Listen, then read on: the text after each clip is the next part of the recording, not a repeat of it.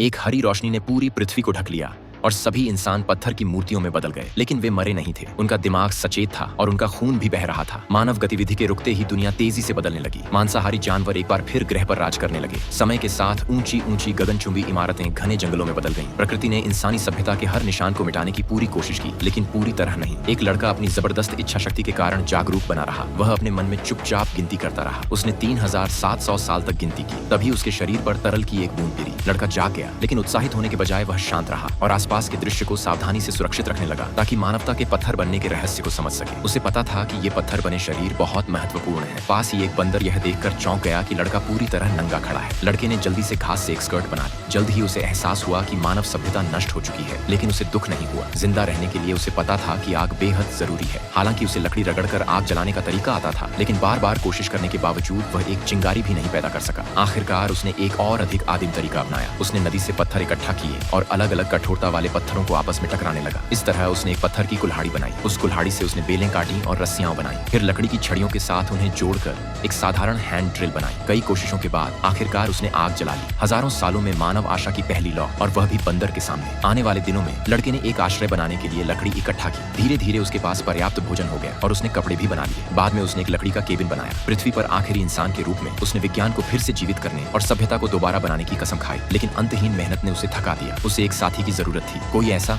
जो उसकी मदद कर सके। उसने अपने सबसे अच्छे दोस्त के बारे में सोचा। अगर वह उसे वापस ला सके तो वह विज्ञान पर और ज्यादा ध्यान दे सकता था। काफी खोजबीन के बाद उसे अपने दोस्त का पत्थर बना शरीर मिला और उसने उसे जमीन से बाहर निकाला। लेकिन उसे जिंदा करने के लिए कुछ खास चाहिए था। खोज करते हुए लड़के को एक अजीब सी गुफा मिली। अंदर तेज गंध फैली हुई थी। उसे एहसास हुआ कि यह नाइट्रिक एसिड है। परीक्षण करने के लिए उसने थोड़ा सा एसिड पत्थर बने बालों की एक लट पर डाला। कुछ ही सेकंड में पत्थर की परत गायब हो गई। वह बेहद खुश हुआ। इसका मतलब था कि उम्मीद अभी जिंदा है। उसने जल्दी से एक बोतल में नाइट्रिक एसिड भरा और अपने दोस्त के सिर पर डाल दिया। लेकिन अजीब बात यह थी कि कुछ भी नहीं हुआ। पत्थर बिल्कुल नहीं बदला। लड़का भ्रमित हो गया। उसने बार बार कोशिश की, लेकिन हर प्रयास बेकार गया। आखिरकार कोई और उपाय न होने पर उसने उस मूर्ति को गुफा के अंदर धकेल दिया और उसे वहीं छोड़ दिया, ताकि एसिड धीरे धीरे उस पर टपकता रहे, किसी चमत्कार की उम्मीद में। क्या आपको लगता है कि उसका दोस्त जाग पाएगा?